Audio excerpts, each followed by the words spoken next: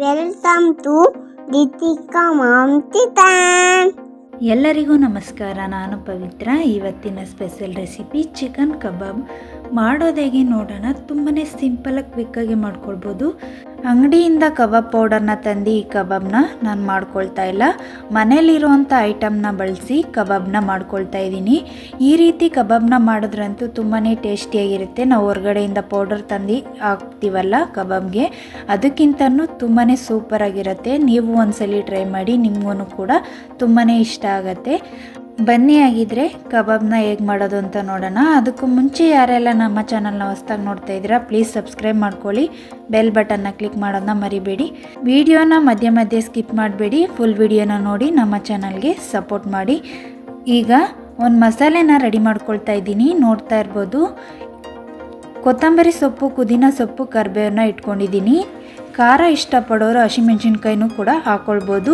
ಇದು 3 ಸೊಪ್ಪನ್ನು ಹಾಕ್ಕೊಂಡು ತರ್ತರಿಯಾಗಿ ಪೇಸ್ಟ್ನ ಮಾಡ್ಕೊಳ್ತಾ ಇದ್ದೀನಿ. ನೋಡ್ತಾ ಇರ್ಬೋದು ಯಾವ ರೀತಿ ತರ್ತರಿಯಾಗಿ ಮಾಡ್ಕೊಂಡಿದ್ದೀನಿ ಅಂತ. ನಾನು ಇದಕ್ಕೆ ನೀರೇನು ಬಳಸಿಲ್ಲ, ಹಾಗೆಯೇ ಪೌಡರ್ನ ಮಾಡ್ಕೊಂಡಿದ್ದೀನಿ. ಈ ರೀತಿ ಮಾಡಿಕೊಂಡು ಕಬಾಬ್ಗೆ ಹಾಕೋದ್ರಿಂದ ತುಂಬಾ ಟೇಸ್ಟ್ ಚೆನ್ನಾಗಿರುತ್ತೆ. ನಾನಿಲ್ಲಿ 2 kg ಚಿಕನ್ಗೆ ಮಾಡ್ತಾಯಿದ್ದೀನಿ. 2 kg ಚಿಕನ್ಗೆ ಮಸಾಲೆನ ರೆಡಿ ಮಾಡ್ಕೊಳ್ತಾ ಇದ್ದೀನಿ.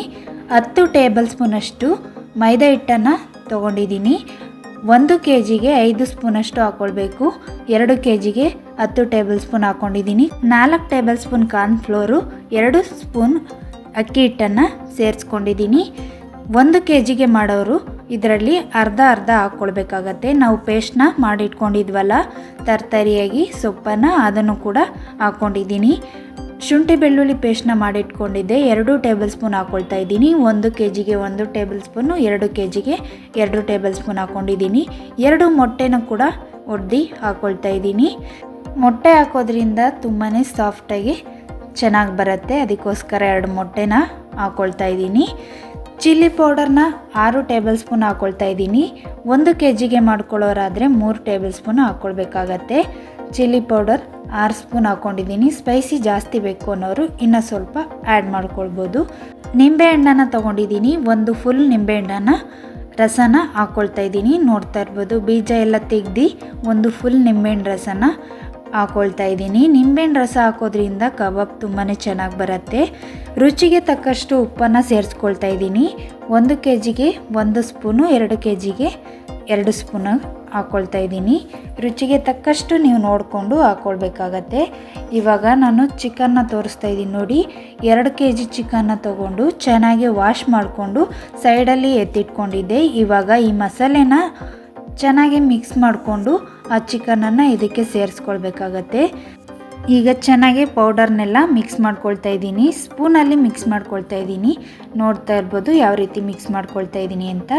ಈ ರೀತಿ ಮೊದಲೇ ಮಿಕ್ಸ್ ಮಾಡಿದ್ದಾದಮೇಲೆ ನಾವು ನೀರನ್ನು ಹಾಕಿ ಮಿಕ್ಸ್ ಮಾಡ್ಕೊಳ್ಬೇಕಾಗತ್ತೆ. ಮೊದಲೇ ನೀರು ಹಾಕಿ ಚೆನ್ನಾಗಿ ಮಿಕ್ಸ್ ಮಾಡಿಬಿಟ್ರೆ ಸ್ವಲ್ಪ ಗಂಟಾಗತ್ತೆ. ಅದಕ್ಕೋಸ್ಕರ ಈ ರೀತಿ ಸ್ಪೂನಲ್ಲಿ ಮಿಕ್ಸ್ ಮಾಡಿಕೊಂಡು ಆಮೇಲೆ ಸ್ವಲ್ಪನೇ ನೀರು ಹಾಕ್ಕೊಂಡು ಮಿಕ್ಸ್ ಮಾಡ್ಕೊಳ್ಬೇಕು.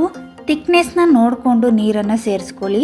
ತುಂಬ ತೆಳುವಾದರೆ ಈ ಮಸಾಲೆ ಅಷ್ಟೊಂದು ಚೆನ್ನಾಗಿರೋದಿಲ್ಲ, ಅದಕ್ಕೋಸ್ಕರ ತಿಕ್ನೆಸ್ನ ನೋಡಿಕೊಂಡು ನೀರನ್ನು ಸೇರಿಸ್ಕೊಳ್ಬೇಕಾಗುತ್ತೆ. ನೋಡಿ, ಕಂಪ್ಲೀಟಾಗಿ ಮಿಕ್ಸ್ ಮಾಡಿದ್ದೀನಿ.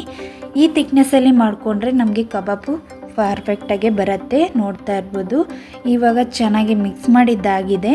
ಸ್ಪೂನಲ್ಲಿ ಮಿಕ್ಸ್ ಮಾಡ್ಕೊಳ್ಳೋದಕ್ಕಿಂತ ಕೈಯಲ್ಲೇ ಮಿಕ್ಸ್ ಮಾಡಿದ್ರೆ ತುಂಬ ಚೆನ್ನಾಗಿ ಮಿಕ್ಸ್ ಆಗುತ್ತೆ. ಅದಕ್ಕೋಸ್ಕರ ಕೈಯಲ್ಲೇ ಮಿಕ್ಸ್ ಮಾಡ್ಕೊಳ್ತಾ ಇದ್ದೀನಿ. ನೋಡ್ತಾ ಇರ್ಬೋದು ಯಾವ ರೀತಿ ಮಿಕ್ಸ್ ಮಾಡ್ಕೊಳ್ತಾ ಇದ್ದೀನಿ ಅಂತ. ಇವಾಗ ಈ ಮಸಾಲೆ ರೆಡಿಯಾಗಿದೆ. ನಾವು ಚಿಕನ್ನ ವಾಶ್ ಮಾಡಿ ಇಟ್ಕೊಂಡಿದ್ದೀವಲ್ಲ, ಚಿಕನ್ನ ಇದಕ್ಕೆ ಸೇರಿಸ್ಕೊಳ್ತಾ ಇದ್ದೀನಿ.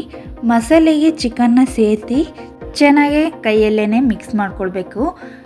ಬಿಳಿ ಎಳ್ಳಿದ್ರೂ ಕೂಡ ಹಾಕ್ಕೊಳ್ಬೋದು. ಎಳ್ಳು ಹಾಕೋದ್ರಿಂದ ಕಬಾಬು ತುಂಬಾ ಚೆನ್ನಾಗಿರುತ್ತೆ.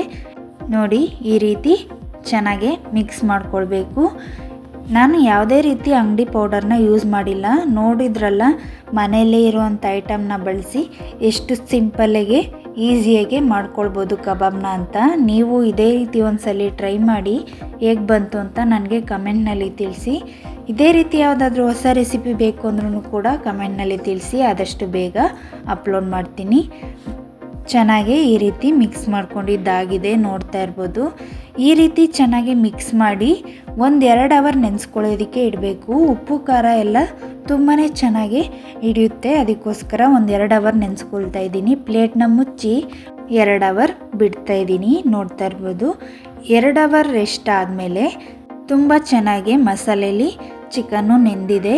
ಇವಾಗ ಸರಿಯಾಗಿ ಒಂದ್ಸಲಿ ಮಿಕ್ಸ್ ಮಾಡಿಕೊಂಡು ನಾವು ಎಣ್ಣೆಲಿ ಕಬಾಬ್ನ ಕರ್ಕೊಂಡ್ರೆ ತುಂಬಾ ಚೆನ್ನಾಗಿರುತ್ತೆ. ಕಬಾಬ್ನ ತಿಂತಾಯಿದ್ರೆ ಸಾಕು ಅನಿಸೋದೇ ಇಲ್ಲ, ಅಷ್ಟು ಚೆನ್ನಾಗಿರುತ್ತೆ ಈ ರೀತಿ ಕಬಾಬ್ನ ಮಾಡಿಕೊಂಡ್ರೆ. ಇವಾಗ ಚೆನ್ನಾಗಿ ಮಿಕ್ಸ್ ಮಾಡ್ಕೊಂಡಿದ್ದಾಗಿದೆ. ಸ್ಟವ್ ಮೇಲೆ ಒಂದು ಬಾಣಲಿನ ಇಟ್ಕೊಂಡಿದ್ದೀನಿ. ಬಾಣಲಿ ಚೆನ್ನಾಗಿ ಬಿಸಿ ಆದಮೇಲೆ ಎಣ್ಣೆನ ಹಾಕ್ಕೊಳ್ತಾ ಇದ್ದೀನಿ. ಎಣ್ಣೆನೂ ಕೂಡ ಅಷ್ಟೇ ತುಂಬ ಚೆನ್ನಾಗಿ ಕಾಯ್ದಿರಬೇಕು. ಕಾದಿರೋ ಎಣ್ಣೆಗೆ ಚಿಕನ್ ಪೀಸ್ನ ಹಾಕ್ಕೊಳ್ಬೇಕಾಗತ್ತೆ. ನಾನು ಎಲ್ಲ ಚಿಕನ್ ಪೀಸ್ಗಳ್ನೂ ಇದೇ ರೀತಿ ಹಾಕ್ಕೊಳ್ತಾ ಇದ್ದೀನಿ. ನೋಡ್ತಾ ಇರ್ಬೋದು ಎಷ್ಟು ಚೆನ್ನಾಗಿ ಬಬಲ್ಸ್ ಬರ್ತಾ ಇದೆ ಅಂತ. ಈ ರೀತಿ ಎಣ್ಣೆನ ಕಾಯಿಸ್ಕೊಂಡಿರಬೇಕು. ಎಣ್ಣೆ ಕಾಯೋದಕ್ಕೂ ಮುಂಚೆನೇ ನಾವು ಪೀಸ್ ಎಲ್ಲ ಹಾಕಿದ್ರೆ ಎಣ್ಣೆ ಥರ ಆಗಿಬಿಡತ್ತೆ, ಅಷ್ಟೊಂದು ಚೆನ್ನಾಗಿರೋದಿಲ್ಲ. ಈ ರೀತಿ ಎಣ್ಣೆ ಕಾದ್ಮೇಲೆ ಪೀಸ್ನ ಹಾಕ್ಕೊಳ್ಬೇಕಾಗತ್ತೆ. ಬಾಣಲಿ ಎಷ್ಟು ಹಿಡಿಯುತ್ತೋ ಅಷ್ಟು ಚಿಕನನ್ನು ಹಾಕ್ಕೊಂಡಿದ್ದೀನಿ. ನೋಡ್ತಾ ಇರ್ಬೋದು 1-2 ಕಡ್ಡಿ ಕರಿಬೇವನ್ನು ಹಾಕ್ಕೊಳ್ತಾ ಇದ್ದೀನಿ. ಕರಿಬೇವು ಮತ್ತು ಹಸಿಮೆಣ್ಸಿನ್ಕಾಯಿನ ಈ ರೀತಿ ಎಣ್ಣೆಲಿ ಕರ್ದು ನಾವು ಚಿಕನ್ ಪೀಸ್ ಜೊತೆ ತಿಂತಾಯಿದ್ರಂತೂ ತುಂಬಾ ಚೆನ್ನಾಗಿರುತ್ತೆ. ಅದಕ್ಕೋಸ್ಕರ 2 ಕಡ್ಡಿ ಕರಿಬೇವನ್ನ ಚೆನ್ನಾಗಿ ವಾಶ್ ಮಾಡಿ ಕಬಾಬ್ ಜೊತೆಲೇ ಹಾಕ್ಕೊಂಡಿದ್ದೀನಿ. ಕರಿಬೇವು ಎಣ್ಣೆಲಿ ಫ್ರೈ ಆಗಿ ಗರ್ಗರಿ ಆಗತ್ತಲ್ವ, ಪೀಸ್ ಜೊತೆ ತುಂಬಾ ಚೆನ್ನಾಗಿರುತ್ತೆ ತಿನ್ನೋದಕ್ಕಂತೂ. ಹಸಿಮೆಣ್ಸಿನ್ಕಾಯಿನೂ ಕೂಡ ಹಾಕ್ಕೊಳ್ಬೋದು ಫ್ರೈ ಮಾಡೋದಕ್ಕೆ. ನಿಮಗೆ ಸ್ಪೈಸಿ ಜಾಸ್ತಿ ತಿನ್ನೋರು ಹಸಿಮೆಣ್ಸಿನ್ಕಾಯಿನ ಹಾಕ್ಕೊಳ್ಳಿ, ತುಂಬಾ ಚೆನ್ನಾಗಿರುತ್ತೆ. ಇವಾಗ ನಾನು ಈ ಕಬಾಬ್ನ 2 ಸೈಡನ್ನು ಬೇಯಿಸ್ಕೊಳ್ತಾ ಇದ್ದೀನಿ. 2 ಸೈಡನ್ನು ನೀಟಾಗಿ ಬೇಯಿಸ್ಕೊಳ್ಬೇಕು. ಮೀಡಿಯಮ್ ಫ್ಲೇಮಲ್ಲೇ ಇಟ್ಕೊಂಡು ಬೇಯಿಸ್ಕೊಳ್ಬೇಕಾಗತ್ತೆ. ಹೈ ಫ್ಲೇಮಲ್ಲಿ ಇಟ್ಕೊಂಡು ಬೇಯಿಸ್ಕೊಂಡ್ರೆ ಮೇಲೆ ಮಾತ್ರ ಕಲರ್ ಚೇಂಜ್ ಆಗಿರುತ್ತೆ, ಒಳಗಡೆ ಅಷ್ಟೊಂದು ಚೆನ್ನಾಗಿ ಬೆಂದಿರೋದಿಲ್ಲ. ಮೀಡಿಯಮ್ ಫ್ಲೇಮಲ್ಲೇ ಇಟ್ಕೊಂಡು ಕಬಾಬ್ನ ನೀಟಾಗಿ ಬೇಯಿಸ್ಕೊಳ್ಬೇಕಾಗತ್ತೆ. ಆವಾಗ ಪರ್ಫೆಕ್ಟಾಗಿ ನಮಗೆ ಕಬಾಬ್ ರೆಡಿಯಾಗುತ್ತೆ. ನೋಡ್ತಾ ಇರ್ಬೋದು ಎಷ್ಟು ಚೆನ್ನಾಗಿ ಕಬಾಬು ರೆಡಿಯಾಗಿದೆ ಅಂತ. ಇವಾಗ ಎಣ್ಣೆಯಿಂದ ತೆಗಿತಾ ಇದ್ದೀನಿ ನೋಡಿ. ಕಲರ್ ನೋಡಿ ಎಷ್ಟು ಚೆನ್ನಾಗಿ ಬಂದಿದೆ ಅಂತ. ನಾವು ಫುಡ್ ಕಲರ್ನು ಕೂಡ ಯೂಸ್ ಮಾಡಿಲ್ಲ, ಆದ್ರೂ ಕಲರು ತುಂಬಾ ಚೆನ್ನಾಗಿ ಬಂದಿದೆ. ಈ ಕಬಾಬ್ ಅಂತೂ ನೋಡ್ತಾ ಇದ್ರೇ ತಿನ್ನಬೇಕು ಅನ್ನಿಸ್ತಾ ಇದೆ, ಅಷ್ಟು ಚೆನ್ನಾಗಿರುತ್ತೆ. ನೋಡೋದಕ್ಕೆ ಮಾತ್ರ ಅಲ್ಲ, ತಿನ್ನೋದಕ್ಕೂ ಕೂಡ ತುಂಬಾ ಚೆನ್ನಾಗಿರುತ್ತೆ. ಕಬಾಬ್ ರೆಡಿಯಾಗಿದೆ. ಪ್ಲೇಟ್ಗೆ ಸರ್ವ್ ಮಾಡ್ಕೊಂಡಿದ್ದೀನಿ ನೋಡಿ. ಜೊತೆಯಲ್ಲಿ ಸ್ವಲ್ಪ ನಿಂಬೆಹಣ್ಣು, ಈರುಳ್ಳಿ, ಸೌತೆಕಾಯಿ ಇದ್ರಂತೂ ಇನ್ನೂ ಚೆನ್ನಾಗಿರುತ್ತೆ. ಮಕ್ಕಳಿಗೆ ಇಷ್ಟ ಆಗೋದಾದರೆ ಟೊಮೆಟೊ ಕೆಚಪ್ ಜೊತೆ ಸರ್ವ್ ಮಾಡ್ಕೊಳ್ಬೋದು. ಮಕ್ಕಳಿಗೆಲ್ಲ ಅಂತೂ ತುಂಬಾ ಇಷ್ಟ ಆಗುತ್ತೆ ಟೊಮೆಟೊ ಕೆಚಪ್ ಜೊತೆ ಅಂತೂ. ನೋಡೋದ್ರಲ್ಲ ಎಷ್ಟು ಸಿಂಪಲ್ಲಾಗಿ ಈಸಿಯಾಗಿ ಮನೆಯಲ್ಲೇ ಪೌಡರ್ನ ರೆಡಿ ಮಾಡಿಕೊಂಡು ಕಬಾಬ್ನ ಮಾಡ್ಕೊಳ್ಬೋದು ಅಂತ. ಈ ಕಬಾಬ್ ರೆಸಿಪಿ ನಿಮಗೆ ಇಷ್ಟ ಆಗಿದ್ದರೆ ನಿಮ್ಮ ಫ್ಯಾಮಿಲಿ ಫ್ರೆಂಡ್ಸ್ಗೂ ಶೇರ್ ಮಾಡ್ಕೊಳ್ಳಿ. ನಮ್ಮ ಚಾನಲ್ಗೆ ಸಪೋರ್ಟ್ ಮಾಡಿ. ಕಬಾಬ್ ರೆಸಿಪಿ ನಿಮಗೆ ಇಷ್ಟ ಆಗಿದ್ದರೆ ಒಂದು ಲೈಕ್ ಮಾಡಿ. ಸಿಂಪಲ್ ರೆಸಿಪೀಸ್ಗಾಗಿ ನಮ್ಮ ಚಾನಲ್ನ ಸಬ್ಸ್ಕ್ರೈಬ್ ಮಾಡ್ಕೊಳ್ಳಿ. ಈ ವಿಡಿಯೋ ನಿಮಗೆ ಇಷ್ಟ ಆಗಿದ್ದರೆ ಲೈಕ್ ಮಾಡಿ, ಶೇರ್ ಮಾಡಿ, ಸಬ್ಸ್ಕ್ರೈಬ್ ಮಾಡ್ಕೊಳ್ಳಿ. ನೆಕ್ಸ್ಟ್ ವಿಡಿಯೋದಲ್ಲಿ ಸಿಗ್ತೀನಿ. Thanks for watching.